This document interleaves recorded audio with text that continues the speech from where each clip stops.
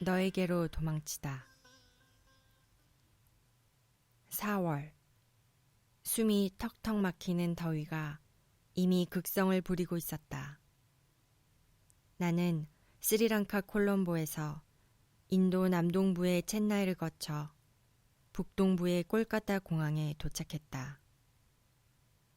오디시라는 이름을 알게 된 지 일주일 만이었다. 세 번째 인도행. 이번에는 여행자로서가 아니라 인도에서 정착하기 위해 오디시 스승과 내가 살 곳을 찾기 위해 왔다.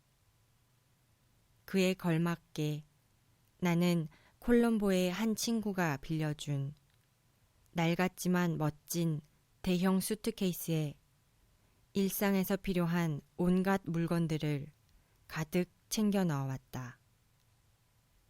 어깨에 둘러맨 배낭에도 소지품이 한가득 들어차 있었다. 나의 최종 목적지는 콜카타의 아래쪽에 위치한 오리사주의 주도 부버네슈어러였다. 오디시 주소록을 보니 유명한 스승들과 아카데미가 전국적으로 흩어져 있었지만 일단 오디시가 태어난 고장인 오리사로 가야 한다고 생각했다. 나는 짐을 풀고서 우선 어머니께 이메일을 보냈다.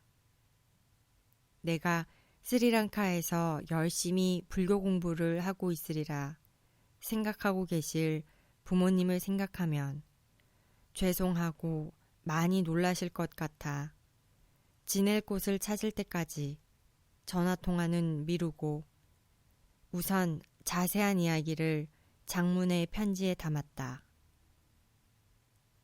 스리랑카를 떠나 인도로 오게 된 이유와 함께 몸도 건강하고 마음도 포부로 가득 차 있으니 걱정 마시라고 전했다.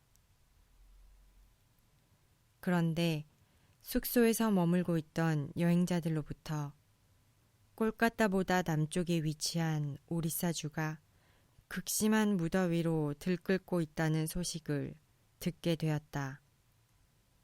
나는 이미 콜롬보에서도 무더위에 시달려 왔던 터라 앞으로 견뎌야 할 오리사의 폭염에 앞서 북부의 시원한 다질링에서 잠시 쉬고 와야겠다는 생각이 들었다. 그러나 막상 다질링에 도착해서는 마음이 다급해져 겨우 하룻밤만 보내고 다시 기차에 올라탔다. 다질링에서 부버네슈어러까지는 기차로 20시간이 넘는 거리였다. 늦은 밤에 출발해 하룻밤을 기차 안에서 보낸 후 그 다음날 새벽에 도착할 예정이었다. 나는 표에 적혀있는 칸으로 들어섰다.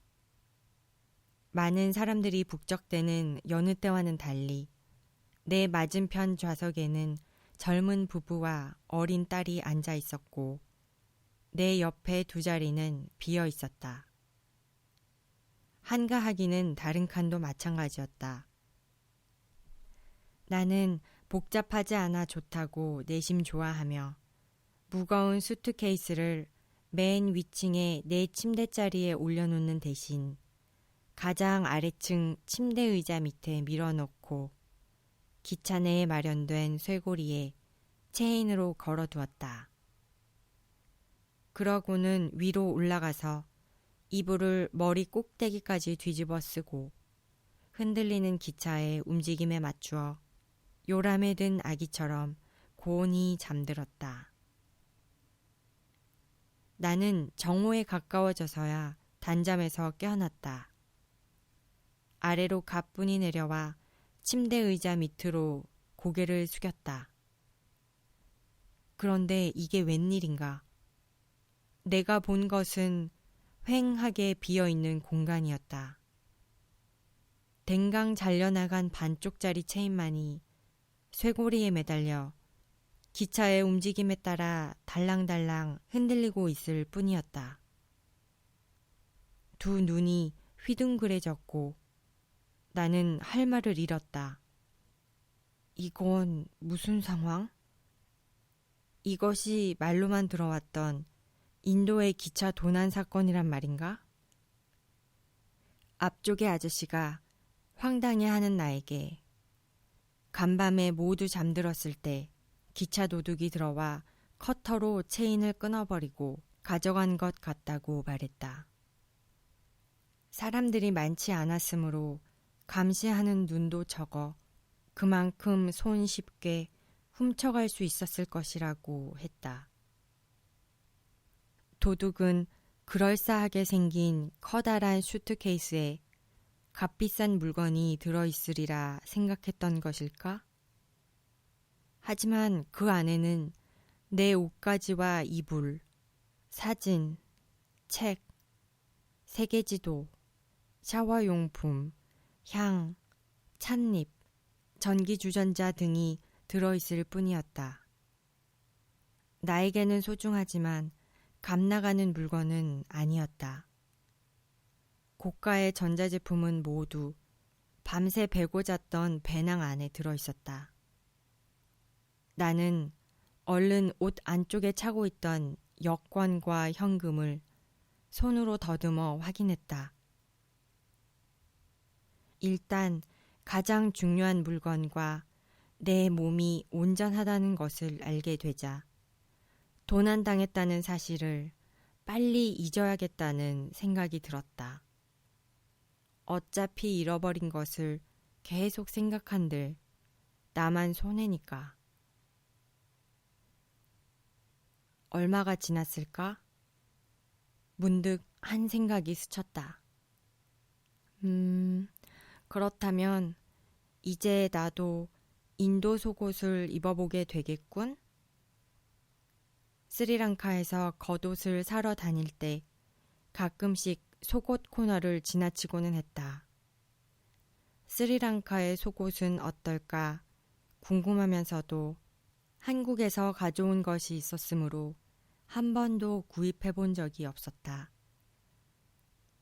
그런데 이제는 아무것도 없으므로 속옷부터 겉옷까지 모두 사야 하는 상황이 된 것이었다.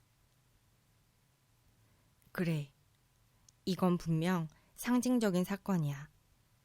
겉이 아닌 속에서부터 시작하라고 일어난 일인 거지. 완전히 처음부터 모든 것을 새롭게 오리사에서 시작해주겠어. 새벽 3시. 나는 드디어 부버네슈어러 기차역에 내렸다. 한밤중이라 밖으로 나갈 생각은 애초부터 없었지만 일단 어떤 곳인지 보고 싶었다. 게이트 너머로 고개를 내밀어 역 앞을 슬쩍 보았다. 좋기 수백은 될 것 같은 거지들과 노숙자들, 여행객들이 발 디딜 틈이 보이지 않을 정도로 다닥다닥 한데 엉켜 역 광장 바닥에 누워 있었다. 인도에서 처음 접하는 풍경은 아니었지만 전 재산을 잃고 나서 보는 장면이다 보니 한숨만 나왔다. 나는 혹시 역 안에 머물 수 있는 방이 있는지 물어보았다. 별다른 기대 없이 물어보았던 것이지만 방이 있다는 대답을 듣고는 정말 다행이라고 생각했다. 하지만 방을 본 후 다시 울상이 되었다. 사용하지 않은 지 몇 달이 되었는지 혹은 몇 년이 되었는지 방 안은 캐캐 묵은 냄새로 가득했고 멀리서 보아도 아주 또렷한 까만 눈동자와 5개의 발가락을 지닌 칙칙한 연두색의 도마뱀들이 경주라도 하듯 회색 벽을 빠르게 기어다니고 있었다. 스리랑카의 도마뱀과는 비교도 안 될 정도로 크고 구워 먹어도 될 정도로 두툼한 도마뱀들이었다. 화장실에는 물이 나오지 않았으므로 계단을 몇 번이나 오르락내리락 하며 사람들에게 거듭 부탁해서 겨우겨우 허둥지둥 샤워를 시작했다. 하지만 내게는 향긋한 샴푸도 깨끗한 수건도 갈아입을 옷도 아무것도 없었다. 하는 수 없이 사흘 내내 입었던 겉옷으로 물기를 닦고 다시 그것을 입은 후 먼지 날리는 침대에 누웠다. 그렇게 누워 천장에서 돌아가는 선풍기를 바라보고 있으니 도대체 내가 여기서 왜 이러고 있는 것인지 모르겠다는 생각이 들었다. 그리고 그 순간 나도 모르게 이 날을 결코 잊지 않겠다고 다짐했다. 아침이 되어 밖으로 나서기 전 나는 방문 앞에 서서 기도를 했다. 이 문을 나서면 나는 지금까지 애타게 기다리며 찾아왔던 세계로 들어간다. 금빛나, 나는 너를 믿는다. 마음이 간절해지자 저절로 두 손이 모아졌다. 나는 몸을 곧게 펴고 서서 3번 깊게 호흡했다. 숨을 천천히 들이쉬며 그 숨이 나의 머리 위, 하늘 너머, 온 우주에 퍼져나간다고 상상했다. 숨을 천천히 내쉬며 그 숨이 나의 발 아래, 땅속, 용암이 들끓는 지구의 중심까지 다다른다고 상상했다. 나는 시내에 가서 우선 방 하나를 빌려 휴식을 취했다. 그 다음 스리랑카에서 가져온 주소록과 현지 사람들의 도움을 받으며 저명한 오디시 스승들을 한 분씩 만나기 시작했다. 그중 가장 마음에 든 분이 구루 건가더러 프러단이었으므로 그분을 나의 스승으로 모시기로 결정했다. 머물 곳을 정하고 나서 어머니께 전화를 걸었다. 콜롬보에서 통화한 후 약 2주 만이었다. 다이얼을 누르자 신호음이 들려왔다. 수화기를 들고 있는 그 짧은 시간 동안 손이 떨려왔다. 어머니가 뭐라고 말씀하실까? 누구보다도 나를 이해해 주시는 어머니지만 혹여나 실망하실까? 화를 내실까? 무척 긴장되고 떨려왔다. 여보세요? 엄마? 나는 기어 들어가는 목소리로 엄마를 불렀다. 즉시 내 목소리를 알아들으신 어머니가 명랑한 목소리로 대답하셨다. 축하한다, 빛나야. 나는 그 첫마디에 어안이 벙벙해졌다. 종교학보다는 인도 무용이 너한테 훨씬 더 아주 많이 잘 어울려. 그게 네 길인 것 같다.